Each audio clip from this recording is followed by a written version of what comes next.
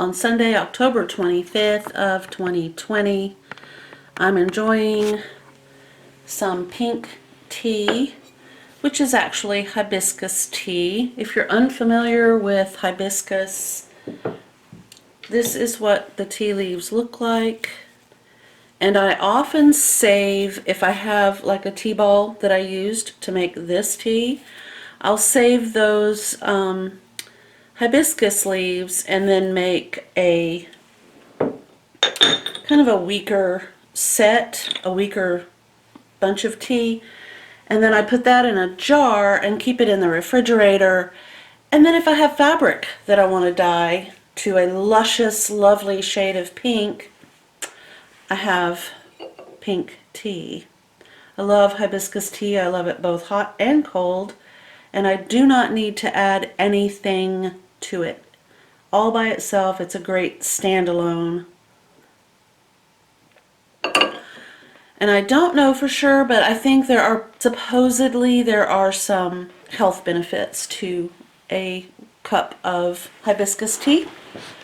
I don't know for sure, and I would not even begin to suggest that there is, but it's lovely. And it also works really well as a colorant, so if you wanted to make pink lemonade and not have an artificial dye to make your lemonade pink, I present hibiscus. So I received a package in the mail. I have no idea how long this was in the mailbox because I don't think I checked the mail at all last week. Based on how much crap was in there, I would say a week. But I think I know what it is. Oh, and I meant to tell you also that this cup was part of a 4-cup set brought to me by my daughter Candace. I've enjoyed all of them. I used one to make a pincushion with because it was like my favorite, and I wanted it in my sewing room with me all the time, and I decided that was the way to do it. So that one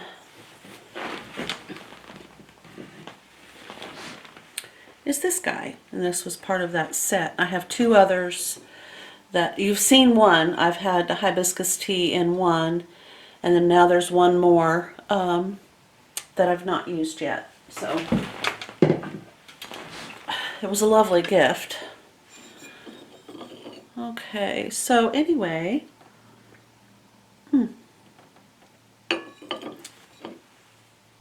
marvelous. So I think I know what this is, and if you've been following me, you probably do too. I bet you. It looks like that. But we shall find out.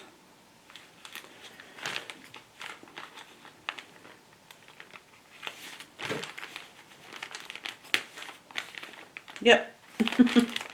Kind of hard to hide that. Awesome. Okay. So, I don't think I'm going to need to use this to make this. Okay, so here's what I'm doing. I have handles, you know, these on my sewing machine table that you guys have been listening to for I don't know how long now.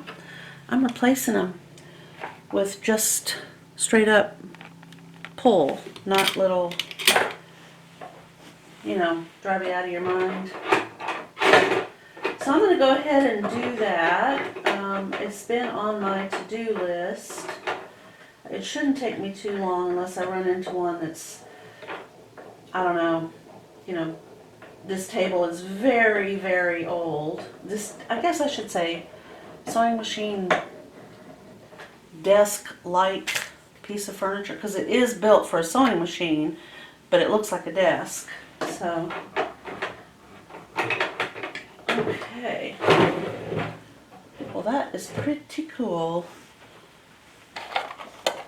Huh. Very nice. I'm going to finish up my tea. We've opened up the package. I'm going to work on this. I have my line up of projects right here. Table runner red work is the first thing on my list, and I'm also going to do the square edge binding for this one. So that is the first sewing project off of the list. I have some pajama pants to make and a skirt to make. Jessica and I picked out buttons at Hobby Lobby the other day. I'll show those to you. We checked them out on the fabric to see how they would look, and it was absolutely adorable. So I'll run over that project with you really quick because this one is also coming up. I didn't write it on the list, but it's definitely coming up. So this is the skirt pattern. This is the view. We'll be doing view C. It is Easy McCall's 7526 in size 4, 6, and 8. I've already cut out the pattern pieces that I need. 2. That's it. A front piece that you cut twice and one back piece. Oh, and I think a waistband, so maybe 3. But anyway, so this is the fabric. This is vintage fabric. And these are the buttons that Jessica chose. And the pattern calls for 6, so we bought a pack of 6. I thought they might be plastic, but I honestly feel like they might be wood. The skirt will, because of the buttons, the skirt will become a hand wash item only. But anyway, so these are the buttons that we've got for this skirt that is also in the lineup. And when I come back, I will have put the drawer pulls on, and we will start working on the red work table runner. And then I have to decide kind of on a draw straws. Bama, he can't see anything, but he can hear. He's not blind. I've got the curtains drawn so that he won't do that, but he can hear my husband is on a ladder out in the front part of the house, and he doesn't know what's going on, so he's a little mad. What's the matter, buddy? Huh? What? Do you hear something? It's okay. See, I'm not upset. It's okay. I promise. He's like, yeah, I don't trust you. Something's out there. But anyway, so that's what I'm going to do. I'll put all these drawer pulls on, and I kind of need some lunch, and then when I come back, we're going to start kaboom on that. All right, so thank you very much, and I will see you very soon. I got the drawer pulls taken care of. They're all switched out. I'm extremely happy with the way they feel, the way they look. The only other issue with these drawers is when I open them and I close them, they're still kind of noisy, but the banging of the drawer opener pulls, it has been eliminated. So one issue down, one to go as far as I'm concerned. I'm hanging on to those. Obviously I would never throw them away. I might find use for them here in this house, or I may donate them. Oh, goodness, George is so filthy. Oh, well, anyway, so here we are, and it is time to get sorted out. These, of course, have had the fusible interfacing applied to the back. The sticky dots are on the outside so that when I get ready to press to this, they're ready to go. So I've done that to all of them. It's a great way to, kind of deal with the edges of your fabric. And then all I have to do is a little bit of hand embroidery. I will also be applying a square edge binding to the table runner. So that's the other thing that will occur. And basically, because that's going to be mostly handwork. This one I probably won't show very much of in the, in the process of getting it made. Once I get these ironed on, then you'll kind of be able to see this is what they're going to look like, and then once it's done, I might show an update as I'm working on that, but there won't be an entire video of me doing hand sewing on this.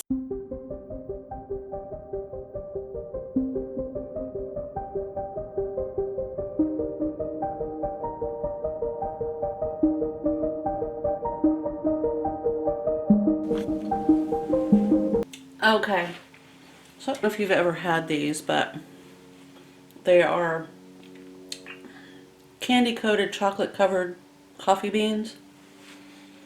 Oh my goodness. Oh yeah, they're so good. Okay, so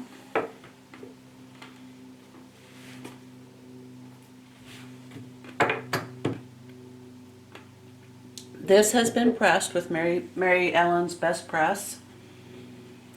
Now I'm going to have to make some measurements and determine where these three will go. It's my measuring tape. So we've got this, I think it was a 39. Well, no. Somehow it ended up being 38. That's okay. Alright, so if we take our calculator,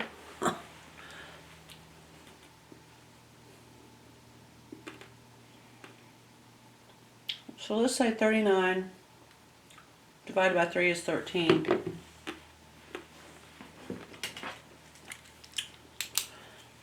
Alright. Here is 13 right here. And from that 13-inch mark, the next one is here. And from that one, I shouldn't have to mark this one. Okay, why is that only 12? Well, let's find out. Oh, I put 39, didn't I? Oh my gosh, you guys, how ridiculous. 38 divided by 3 is 12 something. Okay. Well, the other option is to fold it in half, finger press right in the middle. Well, I didn't quite get it, did I? Too much coffee. Okay, here we go. And then take this one and fold it up so that the raw edge is touching the fold you just did, and finger press that. And then take this edge and fold it to the center, right on that center line where you folded it. Oh, no, you gotta stay there. And do that. Okay, so you should have 1, 2, 3. I'm going to measure those. And we'll see. So from the end, that one's 9.5, 9.5, 9.5, and I'm sure that's 9.5. Yep. Okay. So now let's try something. We're going to fold this in half, finger press it, put the fold of this onto the fold of that. Oh, wait a minute. I'm just fiddling around. I have no idea if this is going to work. I don't think so, because if I put that there, that's going to be right on top of it. Alright, so what I have to do is decide. Yeah, none of that's going to work. Okay. If that's the middle, then I could put the biscuits right there. I'll pin it just to see.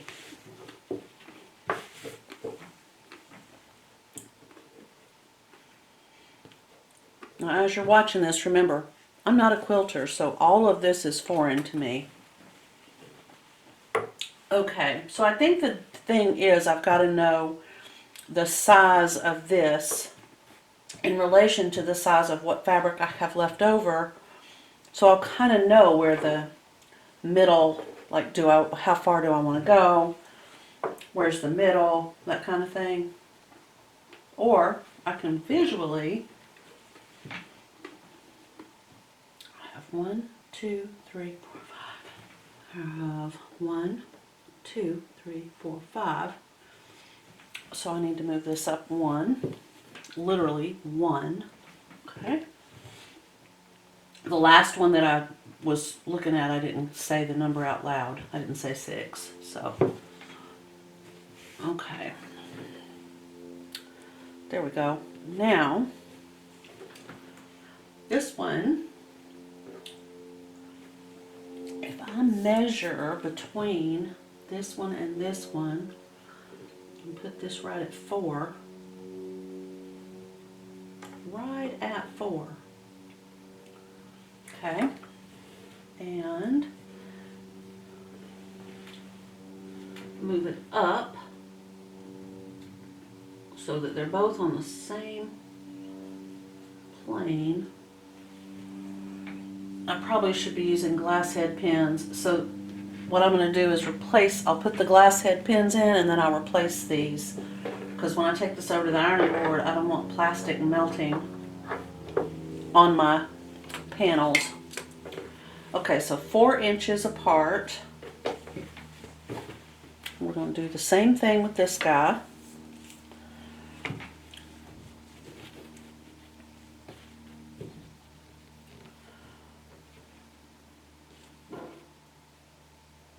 Okay.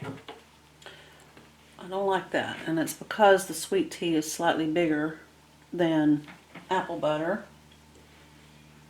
But I think I'm visually seeing what I need to see. It's not 4 inches, but it's close enough.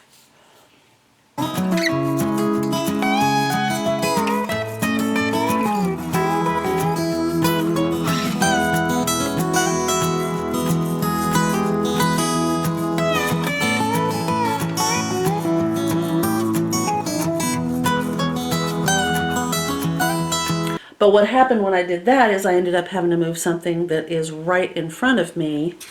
And there it is right there. It's like a paper flower wreath that I got at a yard sale. And I find, when I look at it, that the flowers in that wreath almost perfectly match the flowers that I embroidered on that necklace. I mean, let's see if I can bring that forward. Maybe you can see there's so many similarities. Oops. It just blows my mind. So I'm sitting here while I'm doing this project staring at that wall, clearly because I just stabbed myself twice with pins.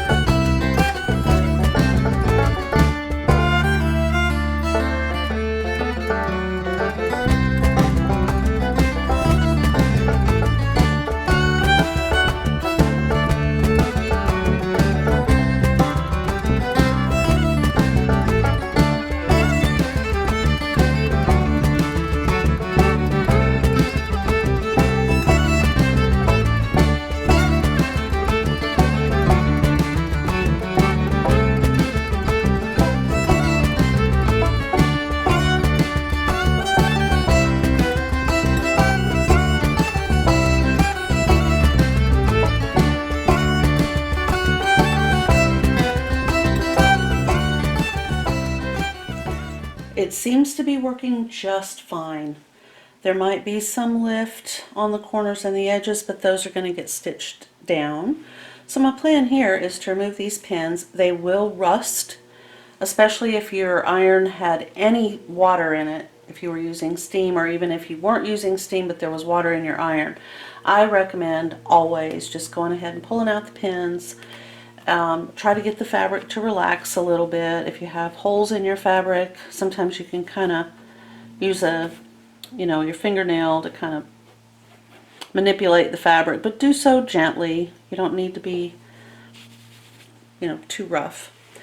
So go ahead and get these pins out.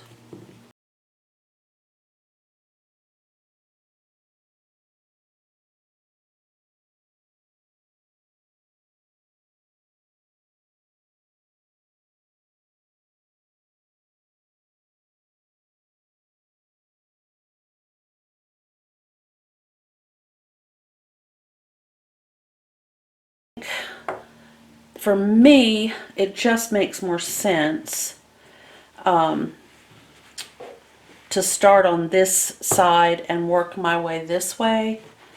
I could flip it over if I need to, but I think what I'm going to do is just clip this here and here at the top and at the bottom, just to keep them from being exposed to hazards that might cause them to become unattached to the ticking.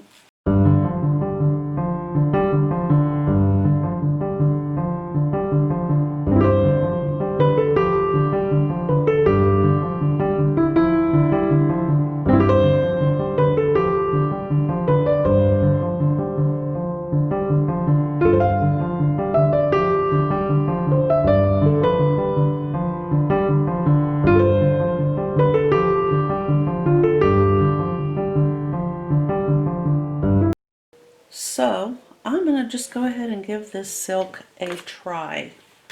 And if I don't like it, well, we'll just have to try something else.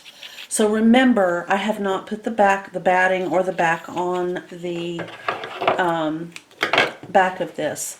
I'm just going to be stitching this on, and I can go all the way through my fabric and it won't matter because that will be covered up. So not a problem. This needle eye is way too big. I need a small, tiny needle.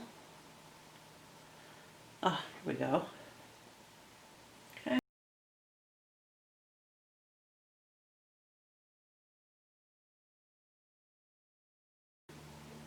And I'm going to go right up to the very edge of my, actually I want to start this way. Okay, so I'm going to go right to the edge of my project, like so. I'm going to put the needle through the fabric, she said with great confidence. But I don't want to take a giant stitch. So this is about the size that I'm going to use. All four sides, all three panels. Now what I do is I have my little finger is right here, and I take the thread and just hold it between my ring finger on my left hand and my little finger to keep it out of the way, like so. Okay, I think I went through, did I? No. Alright, so now I'm going to go through the fabric and just bury that needle in the top layer of the fabric. Let go with my little finger. Do that again, and then take a little tiny stitch into the fabric, the ticking, and then up through the panel, like so.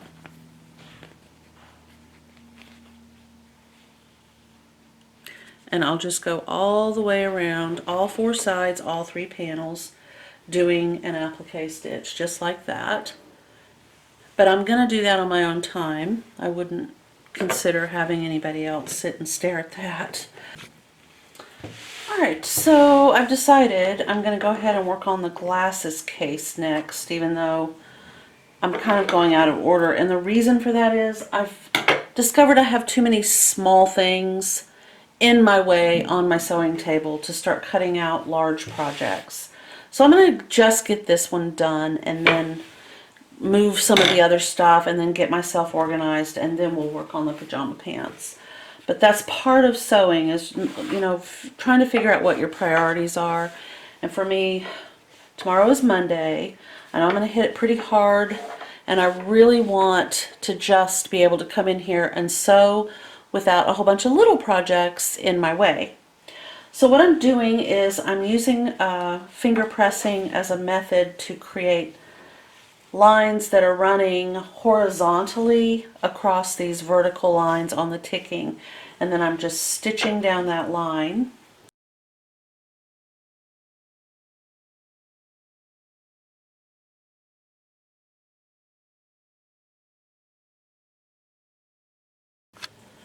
Alrighty, so I have all of my stitching done. What I'm going to do is cut these threads, pop it over to the ironing board so I can iron off the friction ink. And I've decided I am going to use the remaining pieces of a flour sack towel for the lining, because it's absolutely the softest, most perfect for glasses fabric out there. I use it to line face masks because it's washable, it's durable, it's breathable. It's, when you wash it, it looks clean. I don't feel uncomfortable breathing through it. So that's why I buy these flour sack towels. They generally come in packs of 10 or 12. They're huge. You've got all this wonderful 100% pure cotton that you can use for just an absolute variety of projects. And anytime I need something to line with, something to dye, D-Y-E, to create something else, I use flour sack. In fact, if you're looking for a project to do with your kids, and maybe you're doing an arts and crafts, or maybe you're doing a home ec with your homeschooled kids, you can use food coloring and a flour sack towel and do tie-dye, and it opens up a whole discussion about what is in those dyes that they use to make, pretty colored frosting. So it can be a science and an art and a home dec, basically kind of a cool lesson for most kids and adults, if we're completely honest. Alright, so this is what it looks like on this side.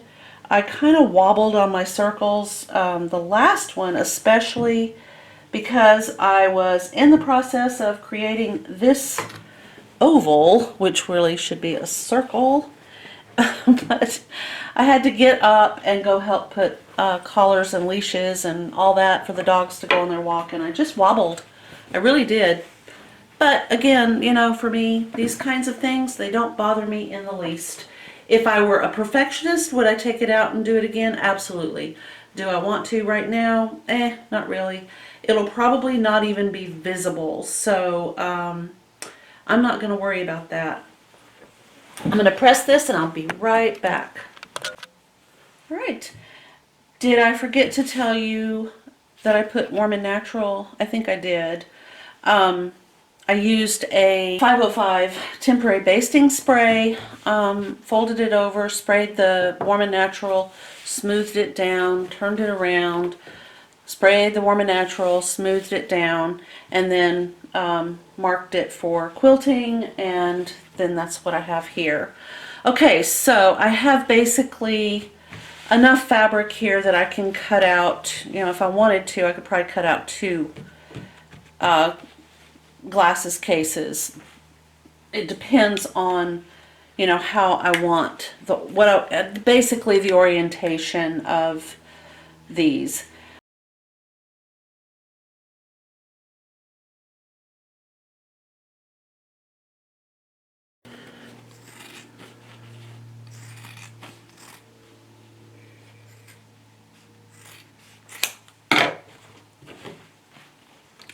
What I'm going to do is take a piece that does not have a bit of Warm and Natural attached.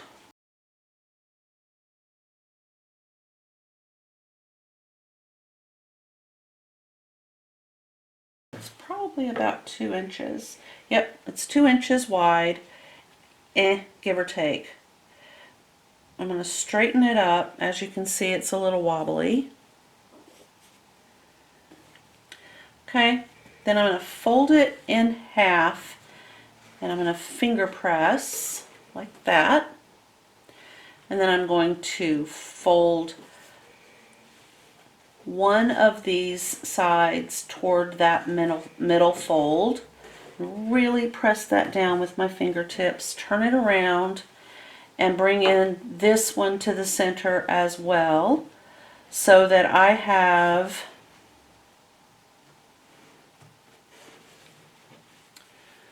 that. Try to straighten them up so that they're, you know, they're kind of parallel. They're perfect, I mean. Alright, and then I'm going to fold that in half like so. I'm going to put in a pin this way so that I can remove the pin as I'm sewing. I do want that straighter though.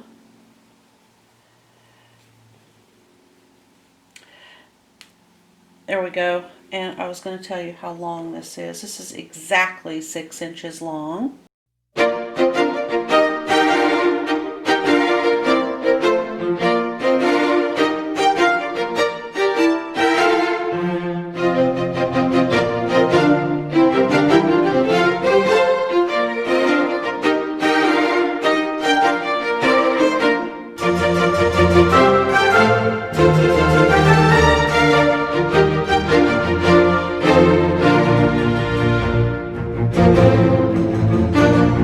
There's my little loop. I'm going to take a lobster claw D-ring. I'm going to put this on there and pull it toward the center like so. It might be a little bit loose in the D-ring, but this is the size I have, so it's what I'm using. And I like this size of a loop.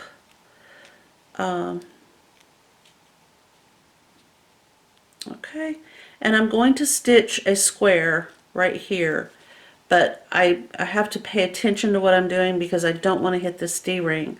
So be really careful and just start your stitching right here, and even do it by hand if you can. I mean, by moving your flywheel by hand, and then just do a little square right there.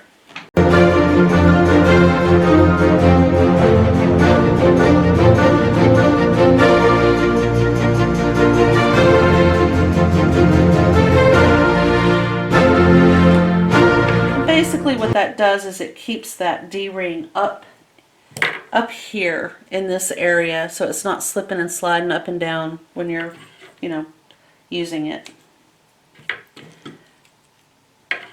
All right. So next, this gets turned so that the right sides are together.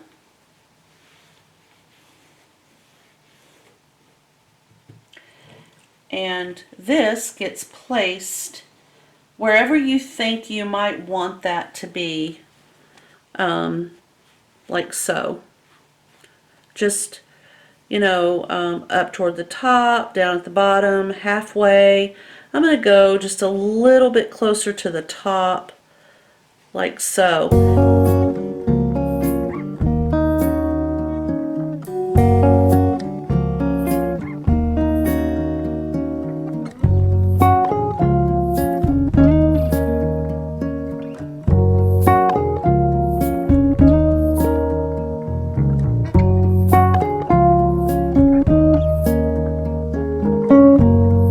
Okay, so to box the bottom, I'm going to do kind of a fake. Now what I'm doing is I am taking the visual fold along the bottom of this pouch and I'm going to line it up with the side seam, like so. Okay. I'm going to use my sewing machine. I'm going to go 5/8 of an inch.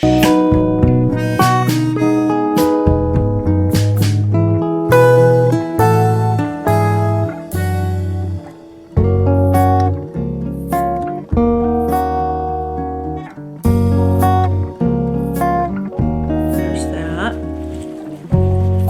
Okay. And when it is complete, the top edge will be folded down.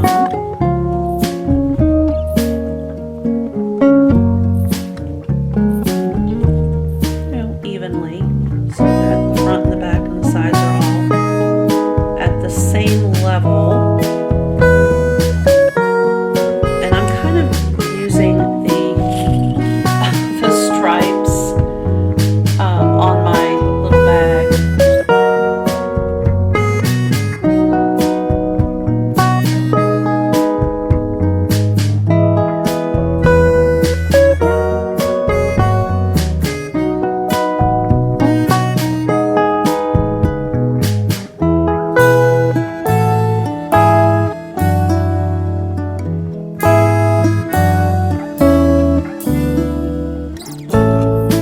That's the next thing, is to make the lining, and it needs to fit the bag. We'll snip this off and snip this one off. Alright, now interestingly, we don't turn this one inside, you know, right side out. We leave it just like it is, and I'm going to put my hand down in there. And then I'm going to take my hand and put the lining right inside the bag I just made. I'm going to grab my hand from the outside and pull like that. And take my sunglasses and put them in this like so. See?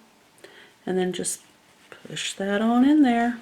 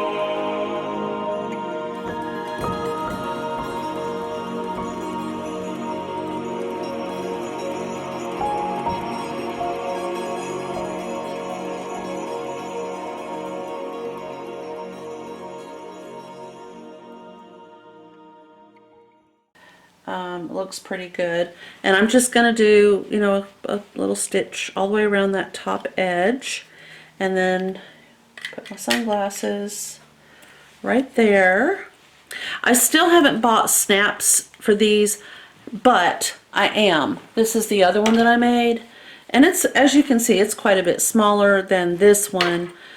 This is actually for my actual prescription glasses, and I do want to put a snap right here.